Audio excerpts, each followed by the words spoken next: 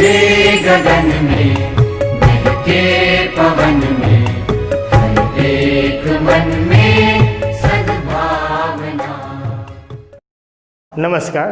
ધોરણ 12 કોમર્સ વિષય આંકડાશાસ્ત્ર, જેમાં ચેપ્ટર નંબર 1 ચેપ્ટર નંબર 1 માં આપણે વિભાગ Fમાં હતા. વિભાગ Fમાં આપણે પહેલો અને ત્રીજો દાખલો ગણ્યા. બીજો દાખલો મેં તમને હોમવર્કમાં આપેલો છે. ત્રીજો દાખલો આપણે ગણી ગયા.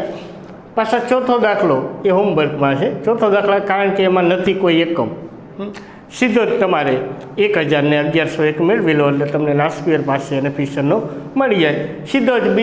અહીંયા તમારે ચોથા દાખલામાં બીજું કાંઈ જ નથી કરવાનું. રેડી? ચોથા દાખલામાં તમને સીધી જ માહિતી આપેલી છે, જેનો તમારે સીધો ગુણાકાર કરવાનો છે અને પછી સૂત્ર મૂકીને એની કિંમત મેળવી લેવાની છે. હવે દાખલા નંબર 5માં તમને એવું કીધું કે નીચેની માહિતી પરથી કુલ ખર્ચની રીત. પહેલાં આપણને એ ખ્યાલ હોવો જોઈએ કે કુલ ખર્ચની રીત એટલે કઈ રીત?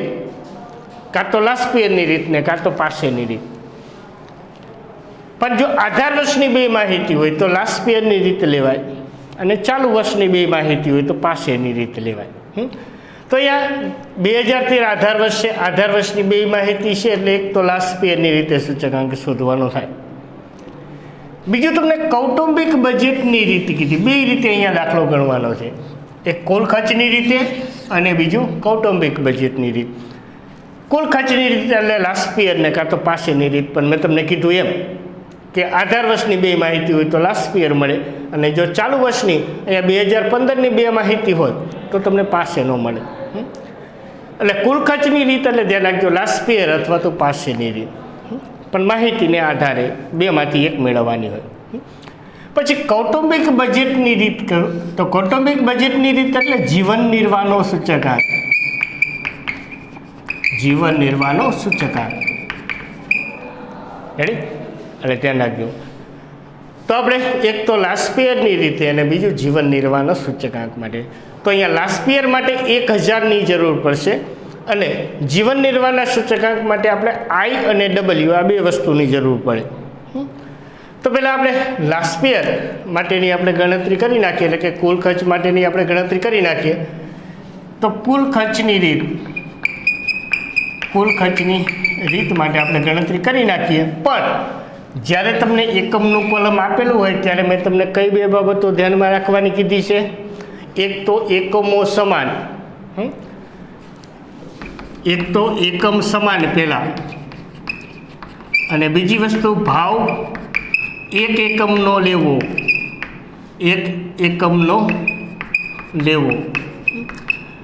જ્યારે તમને એકમનું કોલમ આપેલું હોય ત્યારે બે બાબત હંમેશા ધ્યાનમાં રાખજો. એકમો સમાન હોવા જોઈએ અને બીજી વસ્તુ ભાવ એક એકમનો લેવો. તો અહીંયા જો તમે એકમનું કોલમ આપેલું છે એટલે આપણે સૌથી પહેલાં એકમો સમાન કરવા જોશે અને પછી ભાવ એક એકમનો લેવાનો. રેડી? તો અહીંયા તમને ક્વિન્ટલ આપેલું છે ને અહીંયા એકમમાં જો તમને કિગ્રા આપેલું છે તો અગાઉ પણ આપણે લખાયેલું તે 1 ક્વિન્ટલ બરાબર કેટલા કિગ્રા થાય? 100 કિગ્રા. 1 ક્વિન્ટલ બરાબર કેટલા કિગ્રા થાય? 100 કિગ્રા થાય. હવે તમારે અહીંયા ફેરફાર કરવો હોય તો અહીંયા ફેરફાર કરી શકો. તમારે અહીંયા 100 કિગ્રાની જગ્યાએ 1 ક્વિન્ટલ લખો તો હાલે.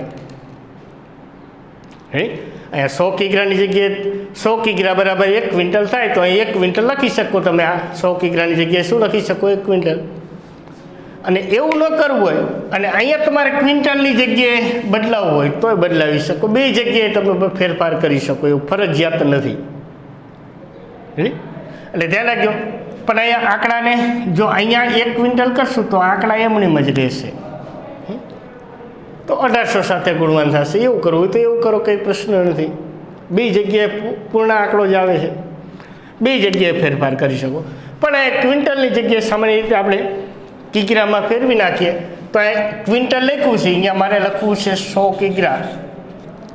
ક્વિન્ટલની જગ્યાએ 100 કિગ્રા હું લખી શકું કે ન લખી શકું? તો કે હા, 1 ક્વિન્ટલ બરાબર કેટલા કિગ્રા લખી શકાય? 100 કિગ્રા. તો આ ક્વિન્ટલની જગ્યાએ મેં શું લખી નાખ્યું? 100 કિગ્રા. તો હવે જોઈ લો એકમ થઈ ગયા સરખા. તો આપણે પહેલી શરત પૂરી, એકમો સમાન હોવા જોઈએ, તો આપણે સરખા કર્યા. હવે બીજી બાબત આપણે શું કીધી કે ભાવ એક એકમનો લેવાનો છે. જ્યાં તમને બે ભાવ 1800 અને 2400 કેટલા એકમના ભાવ છે? 100 કિલોના ભાવ છે. તો 100 કિલોના 1800 રૂપિયા, તો 1 કિલોના કેટલા થાય? તો આપણે આ 1 કિલોના ભાવ લઈએ તો 1 કિગ્રાના ભાવ અહીંયા 100 વડે ભાગો એટલે 18 રૂપિયા થશે ભાવ, અને 100 વડે ભાગો એટલે 24 રૂપિયા ભાવ થશે. રેડી? અને તમારે જો અહીંયા ક્વિન્ટલ જ રાખ્યું હોત તો અહીંયા 1 ક્વિન્ટલ લખી નાખો, તો આ ભાવને કોઈ ફેરફાર કરવાનો થતો નથી, કારણ કે એક કંઈ નહીં એટલે 1 ક્વિન્ટલનો જ ભાવ હતો. રેડી? તો 1800 અને 2400 એમ નહીં રહે. તમે બે જગ્યાએ ફેરફાર કરી શકો. રેડી? તો હવે જોઈ લ્યો, એકમ સમાન અને બીજો વસ્તુ ભાવ એક એકમનો થઈ ગયો, 18 રૂપિયા અને 24 રૂપિયા. રેડી? હવે બીજી વસ્તુમાં જોઈએ, અહીંયા કિગ્રા છે, અહીંયા કિગ્રા છે, એકમ જ જોવાના ખાલી. તો એ એકમો સમાન છે, પહેલી બાબત આપણી. તો કે હા. બીજી બાબત, ભાવ એક એકમનો લેવો. આ 700 રૂપિયા અને 800 રૂપિયા જે ભાવ આપેલો એ કેટલા કિલોનો ભાવ છે? 20 કિલોનો ભાવ છે. તો 20 કિલોના 700 રૂપિયા, તો 1 કિલોના કેટલા? એ જ રીતે 20 કિલોના 800 રૂપિયા, તો 1 કિલોના કેટલા થાય? એટલા માટે આ ભાવને આપણે 20 વડે ભાગી નાખીએ એટલે તમને 1 કિલોના ભાવ મળી જશે. 20 વડે ભાગો 0,000 એટલે 35 રૂપિયા આવશે. 1 કિલોના ભાવ કેટલા આવશે? 35 રૂપિયા. 700 ભાગ્યા 20 કરી ગયો, પછી 800 ભાગ્યા 20 કરી ગયો એટલે 40 રૂપિયા આવશે. રેડી? ખ્યાલ આવ્યો?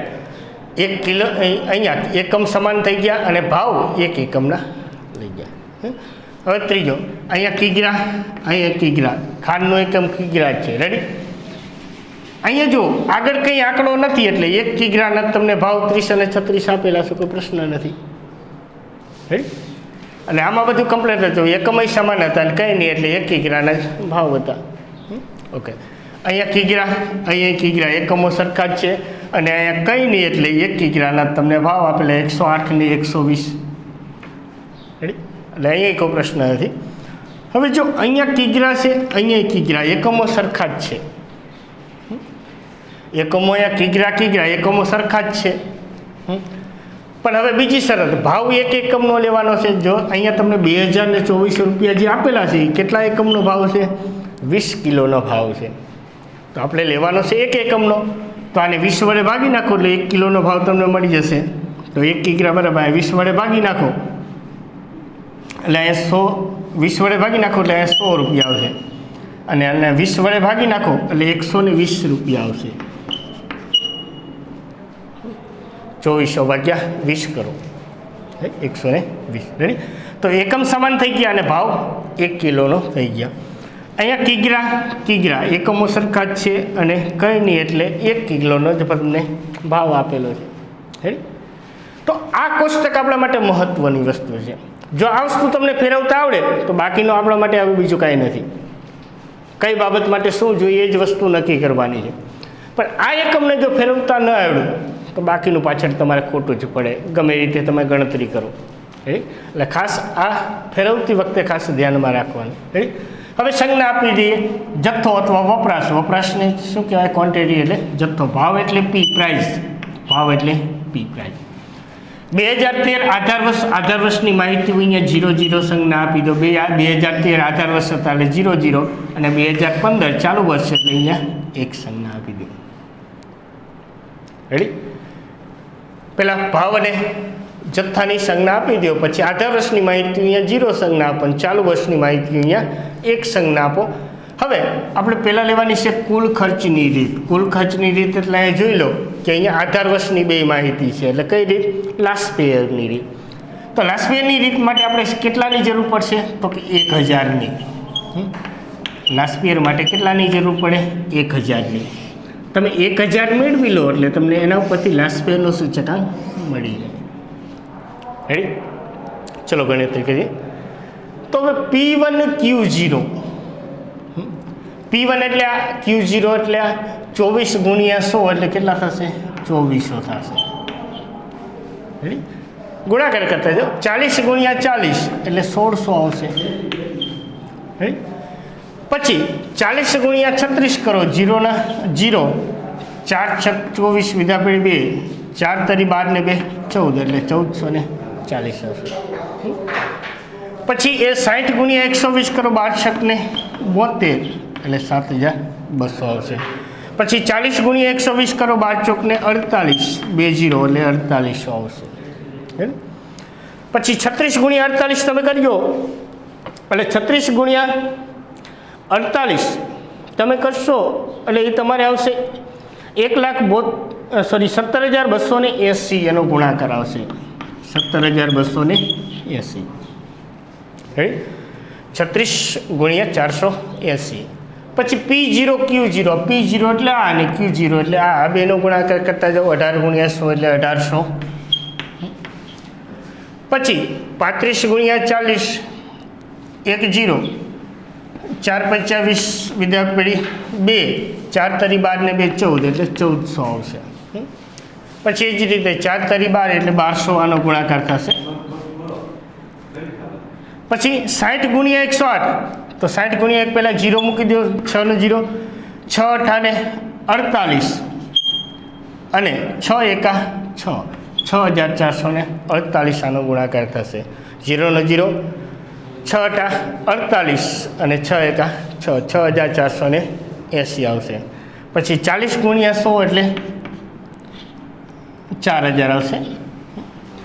પછી 36 ગુણ્યા 400 કરો, એટલે 2 પહેલાં 2 0 મૂકી દો, 4 છક 24, વિધા પેઢી 2, 4 તરી 12 ને 2 14, એટલે 14400 આવશે.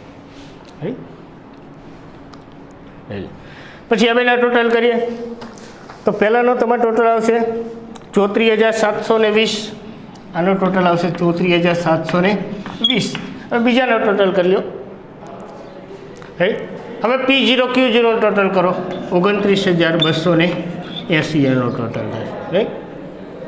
તો આ બે કોલમ ઉપરથી તમને કુલ ખર્ચની રીતે જે આપણે સૂચકાંક શોધવાનો છે મળી જશે. રાઈટ. હવે આપણને બીજી રીત કીધી છે જીવન નિર્વાહનો સૂચકાંક, એટલે કે કૌટુંબિક બજેટની રીત કીધું. તો એમાં I અને W આ બે વસ્તુની જરૂર પડે.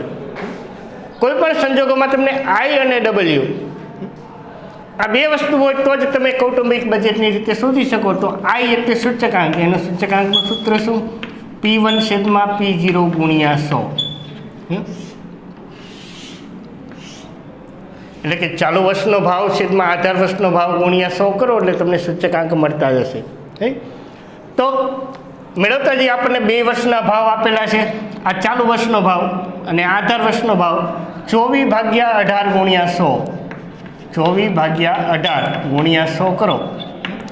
તો 24/18 ગુણ્યા 100 તમે કરજો તો એ તમારો આવશે 133.33 આવશે. 133.33.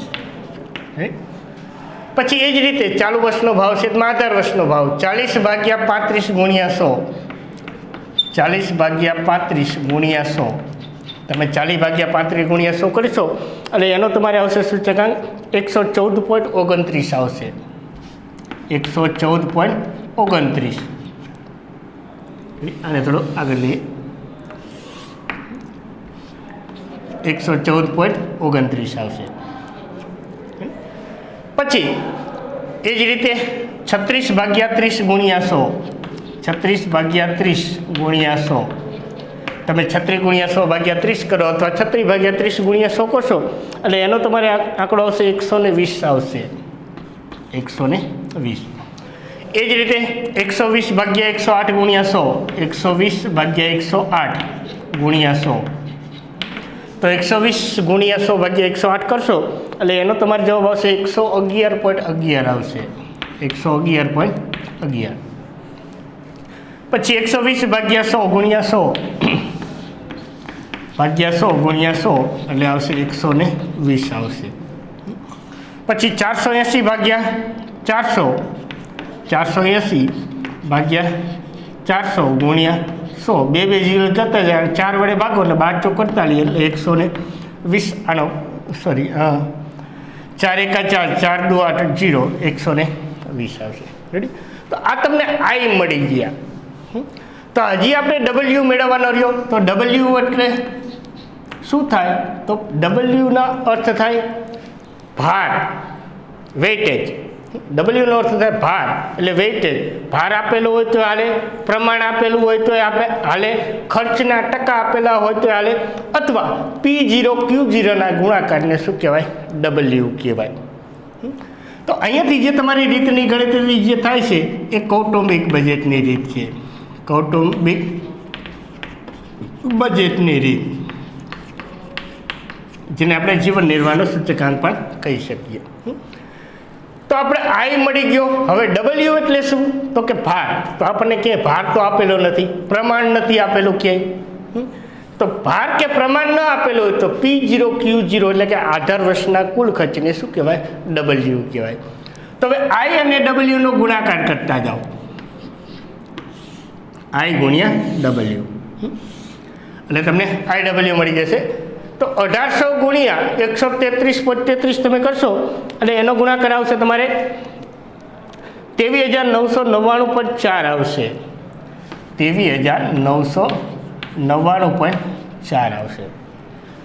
1800 આઈ અને ડબલ્યુનો ગુણાકાર 1800 ગુણ્યા 133.33 કરશો એટલે તમારે આવશે 23,999.4 આવશે.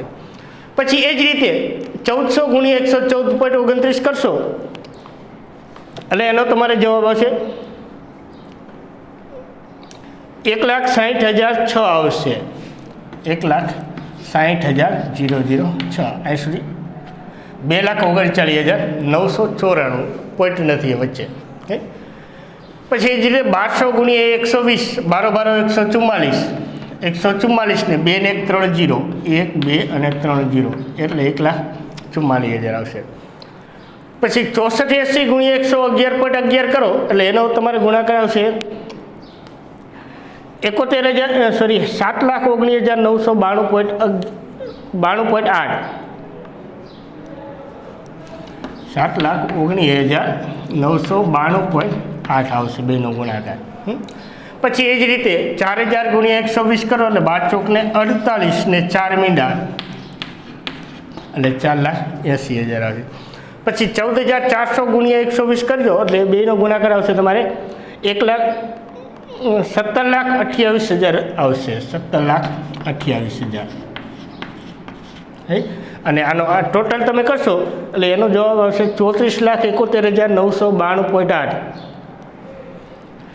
34,71,992.8 આનો આવશે. તો હવે આપણને બે રીતે માંગ્યો છે. પહેલાં કુલ ખર્ચની રીતે સૂચકાંક. તો કુલ ખર્ચની રીત સૂચકાંકનું સૂત્ર I બરાબર સિગ્મા P1Q0 છેદમાં સિગ્મા P0Q0 ગુણ્યા 100. I બરાબર સિગ્મા P1Q0 એટલે કે સિગ્મા PQ લખીને 1000 તમે લખી નાખો એટલે તમને લાસ્ટ પેયરનું રીત થઈ જાય. લાસ્ટ પેયરની રીત એટલે કુલ ખર્ચની રીત. તો સિગ્મા P1Q0નો સરવાળો આપણી પાસે છે 34,720 છેદમાં સિગ્મા P0Q0 તો એનો 29,280 ગુણ્યા 100. તમે 34,720 ગુણ્યા 100 ભાગ્યા 29,280 કરશો એટલે એનો જવાબ આવશે 118.58 આવશે. 118.58 આ તમને મળ્યો કુલ ખર્ચની રીતે સૂચકાંક.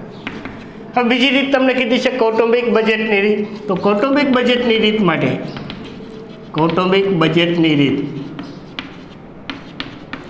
એમાં સૂચકાંકનું જીવન નિર્વાહના સૂચકાંકનું સૂત્ર સિગ્મા IW છેદમાં સિગ્મા W. તો સિગ્મા IWનો ટોટલ છે 34,91,992.8 છેદમાં સિગ્મા W.